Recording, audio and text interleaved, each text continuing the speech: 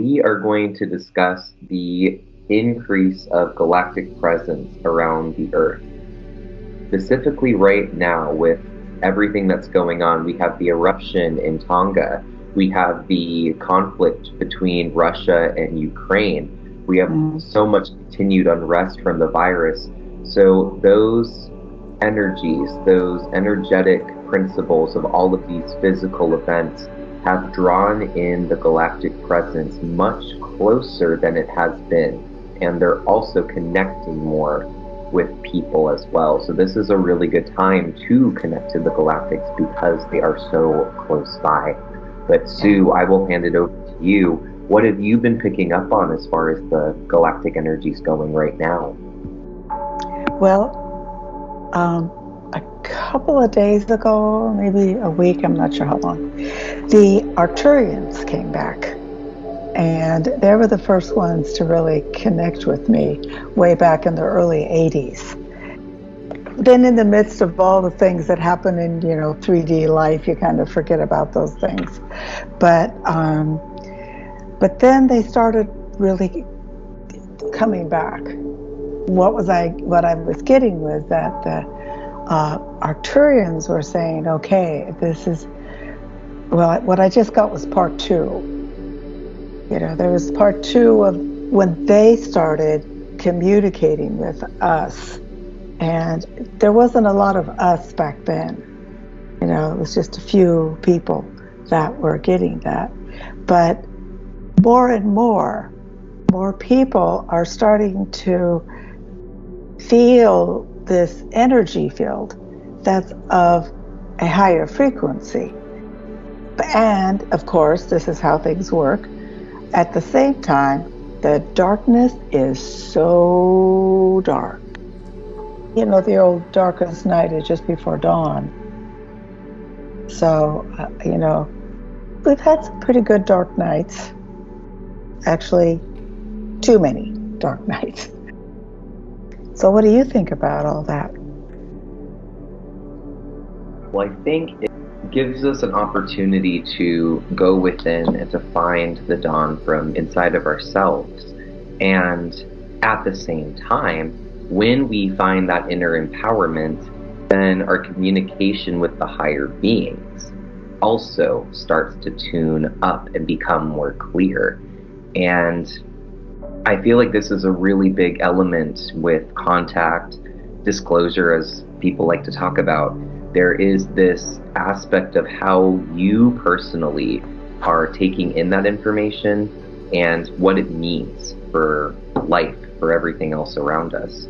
So I would say that the Galactics are really working with more people who are now just simply opening up to the fact that there is more life, but they're not just flying around to tease us and be like, surprise, we're here. They want to help. They're here to help, but they can't do that if too many people are scared. Yes, and I know with me, the Arcturians have really been coming in. So what they're saying is, don't be afraid. Our worst enemy is always fear. That's one of the main things. But when we feel grounded, feet on the ground, head held high, eyes open, sending out as much love energy as you have the ability to send out within that time. And sometimes there's shifts between, you get that feels good, and then bang, you get hit again by this horrible thing that you see on the news, or this terrible thing that you just heard happened, and this war that maybe might happen, and that it's like, whoa, wait a second here. We have to really hold on to what we want to hold on to and release what we do. I refuse to participate in that reality. That is not why I took this embodiment on this planet. I have not come to be a victim. I have taken a body in this lifetime. And boy, We had a lot of training before we took these third dimensional bodies this time. And most of us have a pretty good memory of what the galactics are like, because we have to keep holding on to that. These are fifth dimensional and beyonds. Yes, and a big component to that too is that there's so many places where our focus could go. And I think that's a lot of what this disruption is doing. It's being like, okay, drag you over here, drag you over there, now you're up here, now you're looking at this. So I feel like what you were saying was so important about returning back to our base. Yes, we chose to come here. Yes, we, at some point or another, whether we remember it or not, we agreed to take an embodiment, and we knew ahead of time that we would experience some of these unravelings and that they would be difficult. But we also remember our galactic connections as well. And it's during these times in which we are being helped to remember those connections, because we're being called for a higher service.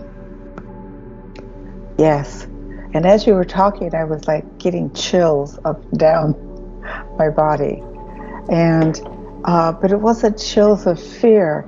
It was chills of, we have to look this in the face. There's no right place to hide. We are the creators of our reality. And the ones who are able to say, I am the creator of my reality, and I choose love and light. Love and light and love and light. I am here to serve Gaia. We are focusing on love and light and raising the energy field of poor Gaia. Gaia has been going through a lot, looking at it from that higher perspective, because we chose, before we took this body, we knew that this was not going to be an easy incarnation. We knew that taking on a physical body during this time was going to be very challenging. But it wasn't going to be just challenging for the people. It was primarily challenging for the whole planet.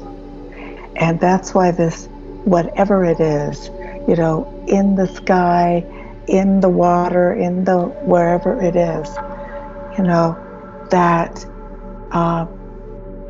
we, the awakened ones, are here to assist the other awakened ones to wake up.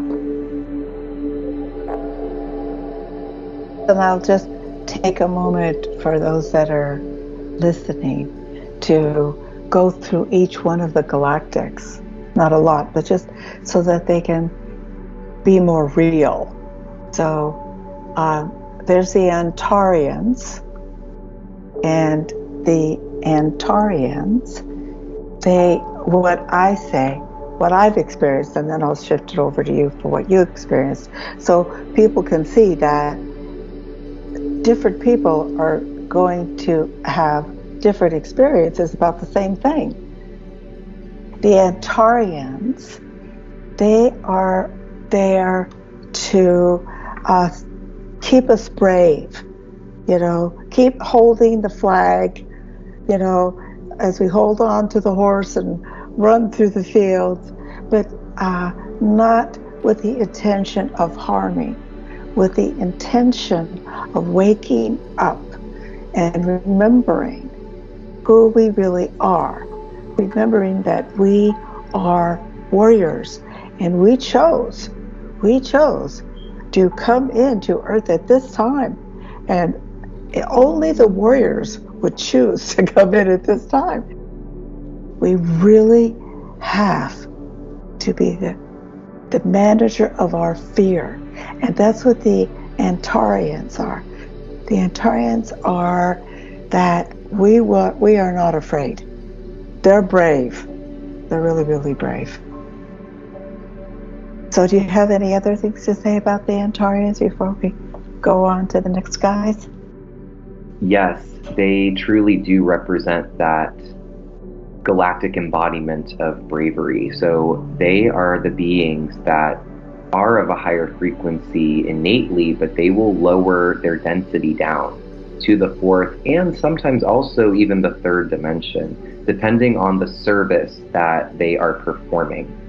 So when I connect to the Antarians, there is always, without fail, this passion of wanting to help, of wanting to be involved, of wanting to take action, and yet not in a way that's forceful.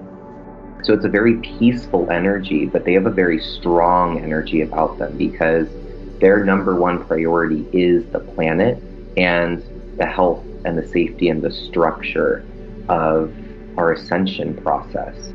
As opposed to some of the other galactics who primarily focus on the consciousness and the healing, the Antarians often will get involved with anything that has to do with the health and the well-being of the Earth herself. Yes, they're the warriors, and they're the ones that aren't afraid to see what's really happening and to address what is really happening. Okay, so the next one is the Andromedans. So would you like to speak a little bit about the Andromedans? Yes, so just to start this off, if you've never seen a picture of the Andromeda galaxy, it is absolutely beautiful. And the beings that are there are very, we could say, galactically diverse. They are super different. Their energy is very synchronistic with each other, though. So when we talk about the Andromeda galaxy, there's this multidimensional energy that naturally comes in with that. So the Andromedans are high-level healers, much like the Arcturians. And they're a galactic group that don't often get discussed too much, but they embody a high level of cosmic wisdom, of being able to evolve in a way that best benefits not just the planet or the star system you're on, but the entire universe or beingness. The Andromedans are leaders. They're not afraid. They're warriors. They're really the Andromedans are the Andromedans and the Antarians.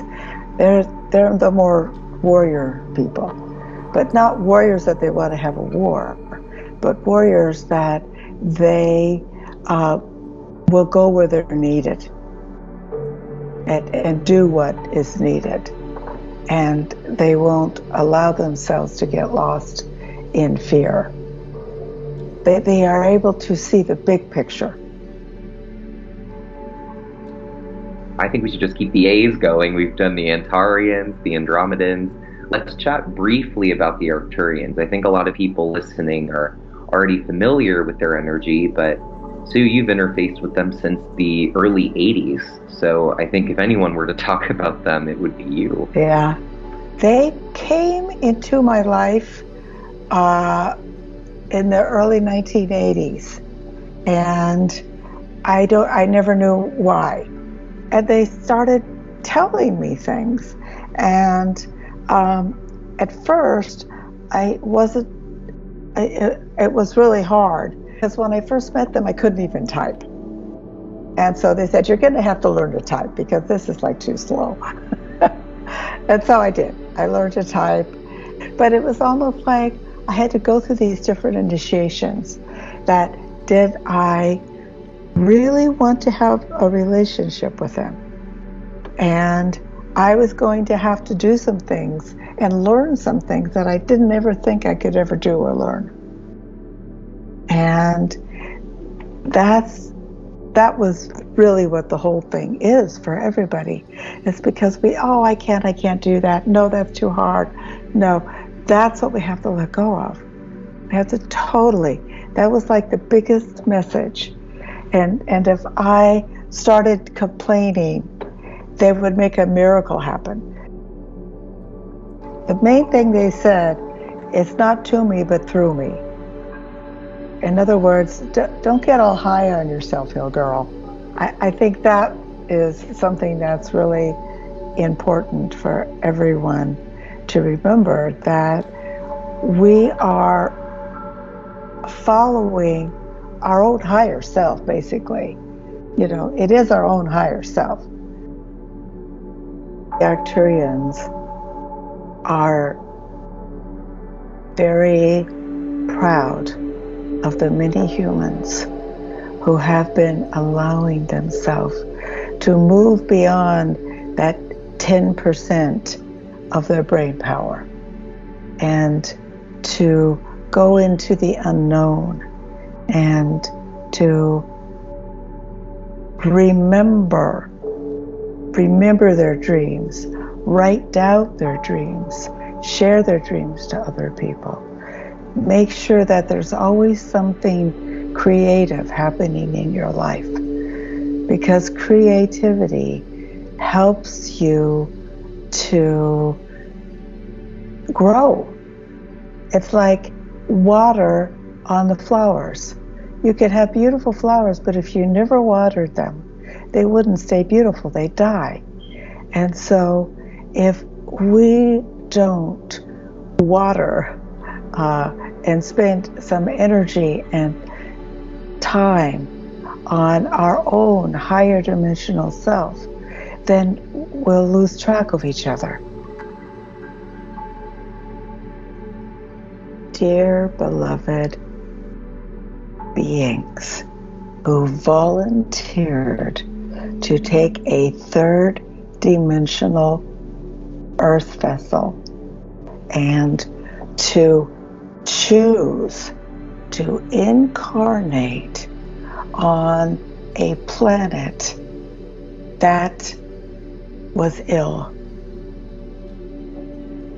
Those of you who chose to come to Gaia to see why she was ill and how other beings had made her ill, and how all of those who remembered their true self were able to focus on healing the planet.